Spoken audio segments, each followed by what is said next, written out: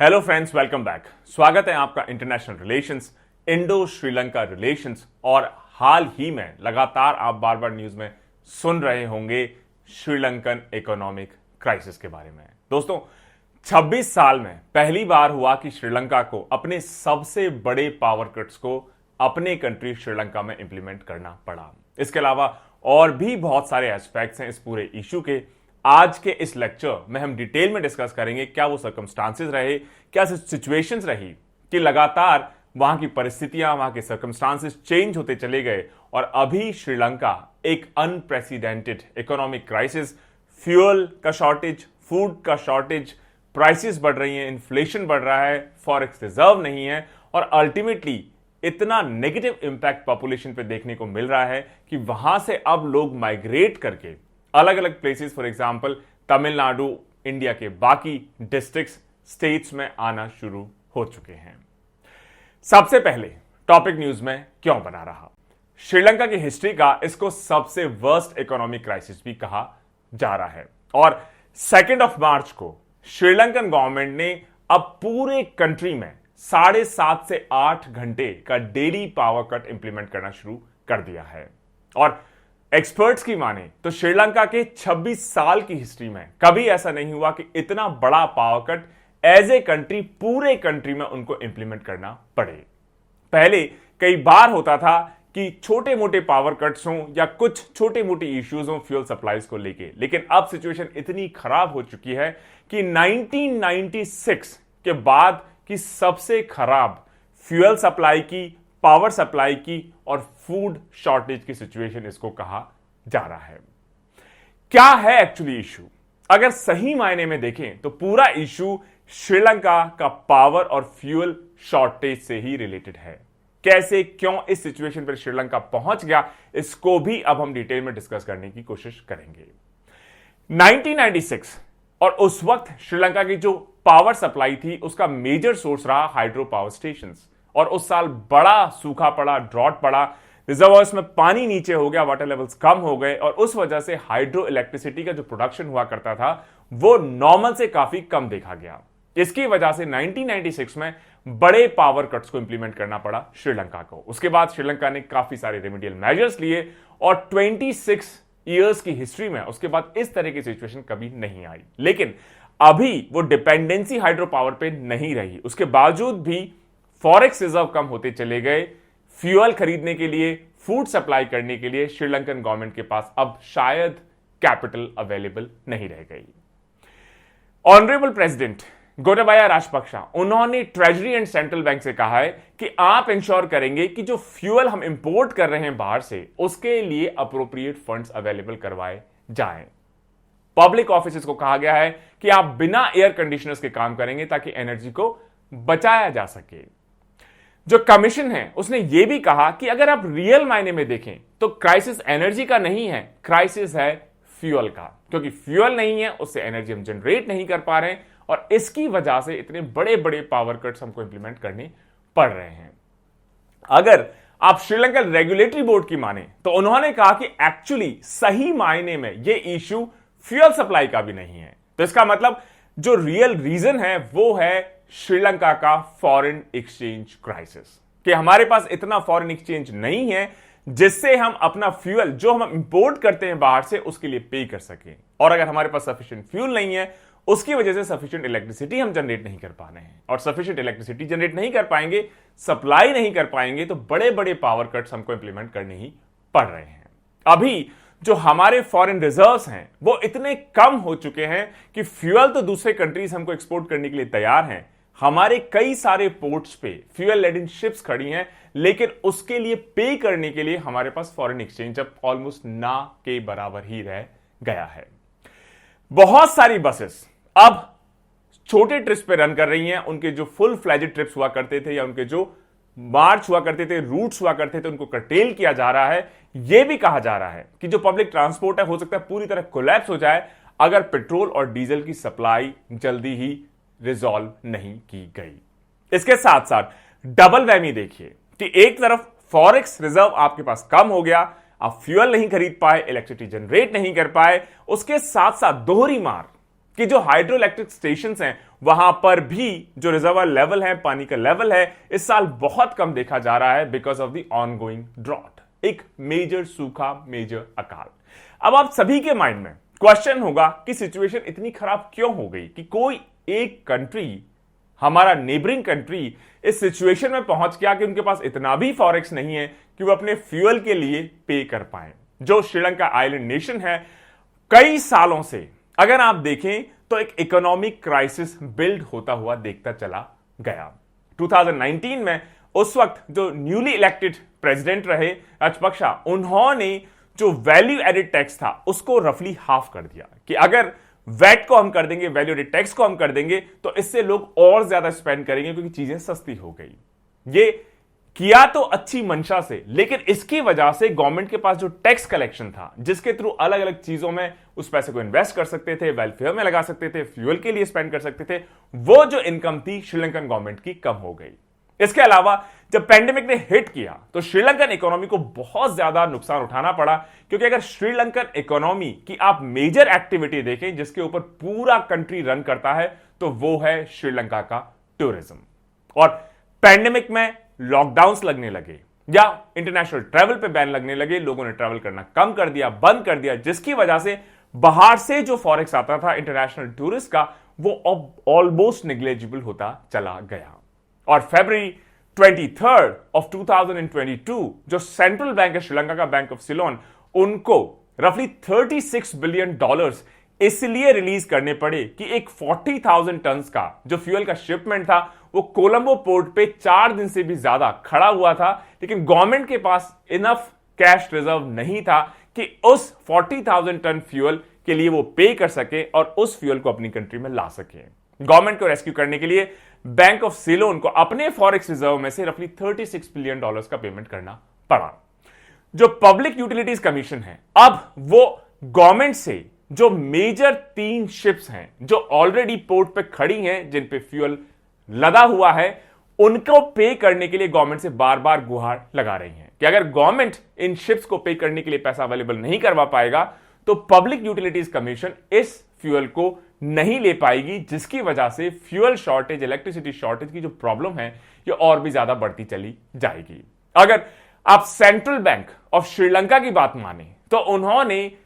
इस बात को बताया है कि जनवरी 2022 में जो श्रीलंका का फॉरेक्स रिजर्व रहा है वो रफली 24.8% घटकर अब सिर्फ 2.36 बिलियन ही रह गया है। अब इसकी वजह से श्रीलंका एक ऐसी पोजीशन में आ गया है कि श्रीलंका का जो टोटल डेट है वो रफली 7 बिलियन से भी ज्यादा है, जो श्रीलंका को 2022 में ही रीपे करना है, वापस चुकाना है। लेकिन आपका फॉरेक्स कितना है? सिर्फ 2.36 बिलियन। इसका मतलब आपके ऊपर जो कर्ज है उसको आप कभी नहीं चुका सकते। इसके अलावा जो आपको फ्यूल के लिए पैसा देना है या आप कोई और इंपोर्ट करते हैं उसके लिए आपको फॉरेक्स स्पेंड करना है, वो फॉरेक्स आपके पास अवेलेबल नहीं है। और इस वजह से जो कंट्री की इकोनॉमिक कंडीशन है लगातार खराब होती चली जा रही है। और कई एक्सपर्ट्स का यह भी कहना है कि हो सकता है श्रीलंका अपने जो लोन्स हैं जो इनको चुकाने हैं, साथ ही साथ कई सारे international agencies, for example IMF, international monetary fund, उससे जो उधार श्रीलंका ने लिया है उसको भी इस बार ना चुका पाए, डिफॉल्ट कर जाए। IMF ने भी पेशकश की है, एक्सपर्ट्स ने भी सजेस्ट किया है कि ऐसी डायर सिचुएशन से उभरने के लिए क्यों ना Sri Lankan government international monetary fund के पास जाए और इससे बेल आउट होने की कोशिश करे, क्योंकि इंडिया भी सिमिलर सिचुएशन 1991 में फेस कर चुका है बैलेंस ऑफ पेमेंट क्राइसिस की सिचुएशन में। तब IMF ने इंडिया को बेल आउट किया, उसके लिए कई सारी कंडीशंस भी लगाई और जिसके बाद इंडिया में मेजर इकोनॉमिक रिफॉर्म्स को देखा गया 1991 के बाद। ब्लूमबर्ग की माने तो उसकी एक रिपोर्ट के हिसाब से श्रीलंका पूरे एशिया में फरवरी के मंथ में सबसे ज्यादा महंगाई या इन्फ्लेशन को विटनेस कर रहा है। रफली 15.1% से भी ज्यादा इन्फ्लेशन रेट देखा जा रहा है पिछले साल के मुकाबले। इसके अलावा एक और इश्यू, जो रशिया और यूक्रेन का कॉन्फ्लिक्ट लगातार चल रहा है 1 महीने से भी ज्यादा, उसका भी मेजर इंपैक्ट श्रीलंकन इकोनॉमी पे देखा गया है। और सिर्फ श्रीलंकन इकोनॉमी ही क्यों, वर्ल्ड की लगभग सभी इकोनॉमीज, क्योंकि फ्यूल प्राइसेस बढ़ने लग गए हैं, 100 एंड $120 के आसपास क्रूड प्राइसेस को देखा गया है, जिसकी वजह से इंडिया जैसे कंट्री या श्रीलंका जैसे कंट्री जो ज्यादातर फ्यूल को इंपोर्ट करते हैं, जैसे इंडिया भी 80% से ज्यादा जो अपनी रिक्वायरमेंट है, खासतौर से petrol and petroleum product, diesel etcetera, उसको इंपोर्ट करता है, उसके लिए आपको फॉरेक्स रिजर्व बदले में देना होगा। तो जब क्रूड की प्राइसेस बढ़ जाएंगी तो इंडिया को कहीं ज्यादा फॉरेक्स बाहर दूसरे कंट्रीज को देना होगा जिनसे हम उस फ्यूल को इंपोर्ट करते हैं। तो रशिया यूक्रेन वॉर की वजह से भी फ्यूल के प्राइसेस लगातार बढ़ते चले जा रहे हैं। इसके अलावा एक और मेजर इशू, रशिया श्रीलंका की जो टी है, और श्रीलंकन टी एक मेजर सोर्स ऑफ अर्निंग है श्रीलंकन गवर्नमेंट के लिए, उसका एक बड़े इंपोर्टर के रूप में भी लगातार बना हुआ है। और चूंकि अब रशिया और यूक्रेन के बीच में कई वीक से लगातार कॉन्फ्लिक्ट छिड़ी हुई है, तो टी का जो इंपोर्ट रशिया पहले करता था, या तो उसको अब इंपोर्ट नहीं कर पा रहा है, या अगर इंपोर्ट भी कर रहा है तो रशिया अब डॉलर्स में या फॉरेन एक्सचेंज में श्रीलंका को पेमेंट नहीं कर पा रहा है। इसके अलावा श्रीलंकन जो टूरिज्म सेक्टर अगर आप देखें तो उसका एक बड़ा चंक आता है रशिया और यूक्रेन से, लेकिन पूरा रीजन क्योंकि अभी एक मेजर डिस्प्यूट में लॉक्ड है, तो उस वजह से टूरिज्म का जो इनफ्लो श्रीलंका विटनेस करता था उसमें भी मेजर डिक्लाइन देखा चला जा रहा है। तो एक तो आपका फॉरेक्स रिजर्व कम हो गया पैंडेमिक की वजह से, लॉकडाउन की वजह से, रशिया यूक्रेन की कॉन्फ्लिक्ट की वजह से क्रूड प्राइसेस बढ़ रहे हैं, एनर्जी प्राइसेस बढ़ रहे हैं, फ्यूल प्राइसेस बढ़ रहे हैं, वहां से जो टूरिज्म आता था वो अब बहुत कम हो गया है। और इसके अलावा जो हाइड्रो इलेक्ट्रिसिटी पावर जनरेशन है उसमें भी सब्सटेंशियल डिक्रीज देखा जा रहा है इस बार के कम मॉनसून की वजह से, ड्रॉट सिचुएशन की वजह से। इसके अलावा श्रीलंकन गवर्नमेंट में 2019 में जो वैट को आधा कर दिया, उसकी वजह से गवर्नमेंट की जो अर्निंग हुआ करती थी उसमें भी मेजर गिरावट देखी गई है। कई सारे फैक्टर्स का मैं कहूंगा अमालगेशन है जिसकी वजह से सिचुएशन ऐसी हो गई है। अब इंडिया ने एक रिस्पॉन्सिबल नेबर, एक टाइम टेस्टेड फ्रेंड, इंडिया की नेबरहुड फर्स्ट पॉलिसी के तहत क्या श्रीलंका की मदद करने की कोशिश की है? अगर हां तो कैसे? श्रीलंका अभी तक चाहे इंडिया हो, चाहे चाइना हो, चाहे बांग्लादेश हो, सभी कंट्रीज से गुहार लगा रहा है, मदद देने की कोशिश कर रहा है अपने फूड के लिए, मेडिसिन के लिए और अपने फॉरेन रिजर्व को फिर से बिल्ड करने के लिए। और चाहे वो इंडिया हो, चाहे वो चाइना हो, चाहे वो बांग्लादेश हो, सभी कंट्रीज लाइन ऑफ क्रेडिट और करेंसी स्वैप्स के थ्रू श्रीलंका को मदद करने की कोशिश कर रहे हैं। जैसे फरवरी के मंथ में इंडिया ने 40,000 टन से भी ज्यादा फ्यूल को श्रीलंका को भेजा ताकि इस क्राइसिस से श्रीलंका निकल सके। जनवरी के महीने में इंडिया ने $400 मिलियन से भी ज्यादा की क्रेडिट स्वैप फैसिलिटी को साइन किया, और जो एशियन क्लियरिंग हाउस है उसमें रफली 500 से भी ज्यादा मिलियन का जो सेटलमेंट होना था श्रीलंका के साथ, उसको भी डेफर कर दिया कि ये पैसा आप अभी हमें मत दीजिए, आप इसको बाद में चुका सकते हैं जब आपकी सिचुएशन थोड़ी बेटर हो जाए। सिमिलरली 2 फरवरी इंडिया ने इन तीनों इनिशिएटिव्स के अलावा एक एडिशनल $500 मिलियन मतलब 500 मिलियन से भी ज्यादा की लाइन ऑफ क्रेडिट श्रीलंका को एक्सटेंड की अगर श्रीलंका पेट्रोलियम प्रोडक्ट्स परचेज करता है इंडिया से। इसके अलावा जो गवर्नमेंट ऑफ इंडिया है उन्होंने जो फ्यूल इंपोर्ट होंगे श्रीलंका से इंडिया के थ्रू, खासतौर से इंडियन ऑयल कंपनी या आईओसी के थ्रू, उसके लिए एडिशनल $500 मिलियन की लाइन ऑफ क्रेडिट अवेलेबल करवाई है। बड़ा सीरियस क्राइसिस, तो एज ए कंट्री तो श्रीलंका इसको झेल ही रहा है, टॉलरेट कर ही रहा है, इसको विटनेस कर ही रहा है। इसके जो कॉन्सिक्वेंसेस हैं उसका एक बड़ा इंटरेस्टिंग, एक बड़ा डायर एस्पेक्ट भी है कि इस क्राइसिस की वजह से पहली बार ऐसा हो रहा है कि श्रीलंकन जो तमिल्स हैं या श्रीलंकन जो नेशनल्स हैं वो एज इकोनॉमिक रेफ्यूजीज अब इंडिया और बाकी कंट्रीज में आउट माइग्रेट करना शुरू कर रहे हैं। ऐसा नहीं कि इंडिया में पहली बार हुआ होगा कि श्रीलंका के तमिल्स या श्रीलंका जो नेशनल्स हैं वो इंडिया में एज रेफ्यूजीज आ रहे हैं, लेकिन अभी 16 से भी ज्यादा जो श्रीलंकन तमिल्स हैं वो रामेश्वरम जो कोस्ट है उसमें 2 बैचेस में मार्च 22 को अराइव हुए। इस बार की सिचुएशन को पहले की सिचुएशन से बहुत अलग माना जा रहा है। थोड़ा सा डिस्कशन, ये जो evolving developing economy refugee crisis भी हो रहा है इसके साथ, उस पर भी चर्चा हो जाए, थोड़ी सी हिस्ट्री समझ ली जाए, और उसके बाद इस बार का जो रेफ्यूजी क्राइसिस है वो किसी वॉर से नहीं, कन्फ्लिक्ट से नहीं या किसी और रीजन से नहीं, इस बार इकोनॉमिक रीजंस की वजह से जो डेवलप हो रहा है, इंडिया ने भी मुझे लगता है इस चीज को कभी विटनेस नहीं किया। इस बार जो भी रेफ्यूजीज श्रीलंका से ट्रैवल करके इंडिया आ रहे हैं, हो सकता है और भी कंट्रीज में जा रहे हों, उनका मेन रीजन ये नहीं कि श्रीलंका में किसी तरह की वॉर छिड़ गई है, कन्फ्लिक्ट छिड़ गई है या वॉलेटाइल सिचुएशन हो गई है, लेकिन एक सीवियर इकोनॉमिक क्राइसिस की वजह से।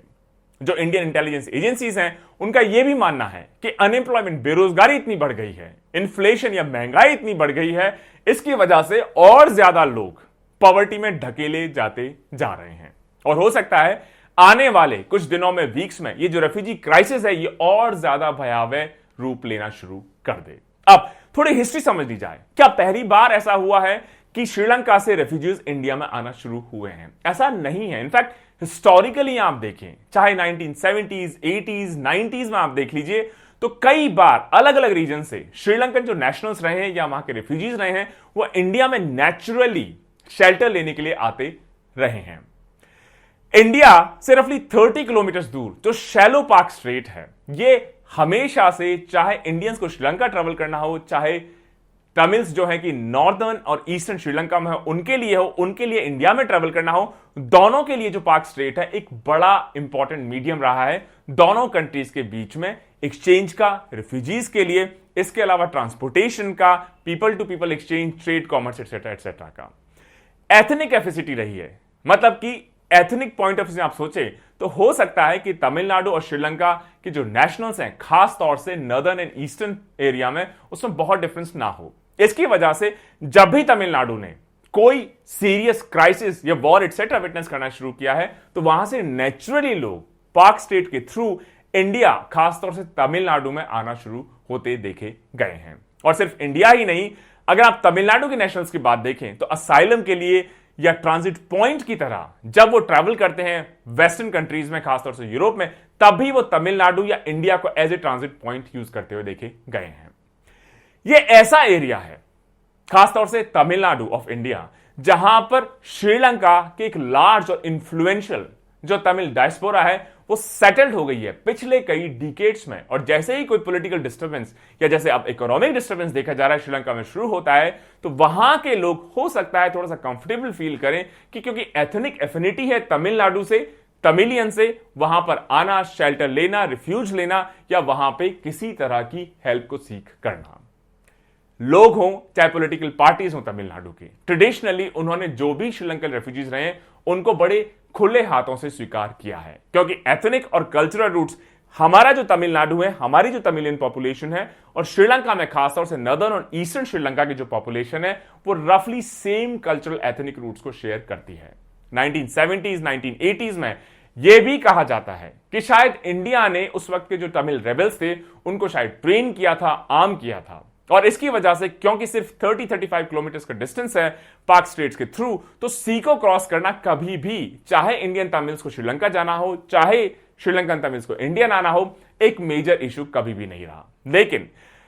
Honourable prime minister of India Shri Rajiv Gandhi ji के असैसिनेशन इन 1991 बाय LTTE, इस इवेंट के बाद यह सिचुएशन रेडिकली बदलती हुई देखी गई। जो तमिल ओरिजिन रेफ्यूजीज हैं, खासतौर से नॉर्दर्न और ईस्टर्न श्रीलंका, ये 1980 से पहले इंडिया में आते रहे, लेकिन 1983 के बाद जब एथनिक क्लैशेस शुरू हुए श्रीलंका में,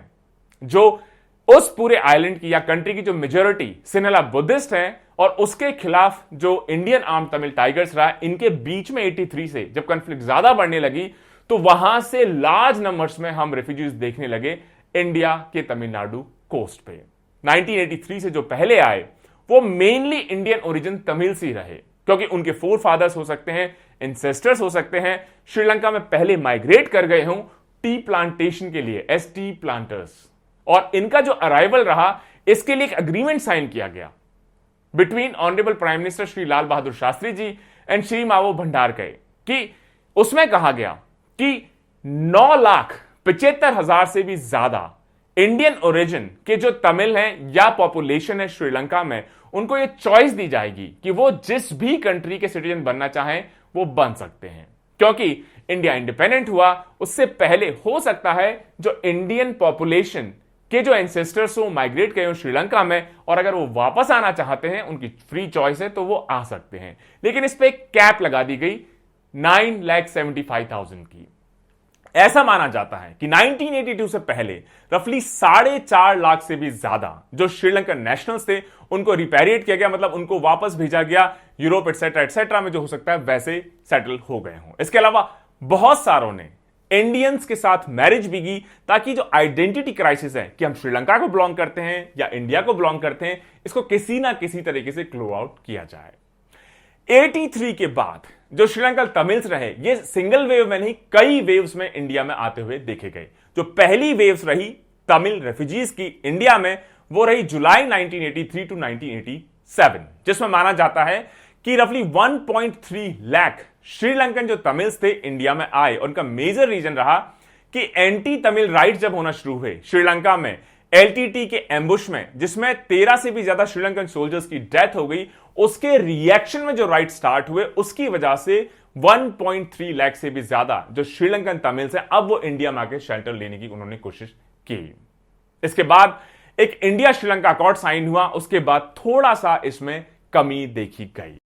उसके बाद जो दूसरी वेव रही वो स्टार्ट हुई जब सिचुएशन और ज्यादा टेंस हो गई श्रीलंका में, और ये वॉर स्टार्ट हो गया, कॉन्फ्लिक्ट स्टार्ट हो गई between the majority, the government and LTTE, June 1990। और तब माना जाता है कि रफली 1.2 लाख से भी ज्यादा जो तमिल्स हैं उन्होंने श्रीलंका को फ्ली करके इंडिया में एज रेफ्यूजी आकर सेटल होना ज्यादा प्रेफर किया। 1991 और 1995 ऐसा माना जाता है कि 54,000 से भी ज्यादा रेफ्यूजीज को श्रीलंका वापस भेजा गया, और इसका मेन रीजन यह रहा कि जब 1991 में honourable prime minister of India Shri Rajiv Gandhi ji का असैसिनेशन हुआ एलटीटी के हाथों, तो एंटी श्रीलंकन तमिल जो रिएक्शन रहा इंडिया में, इसकी वजह से भी हो सकता है 54,000 से भी ज्यादा रेफ्यूजीज को श्रीलंका में वापस भेजा गया हो।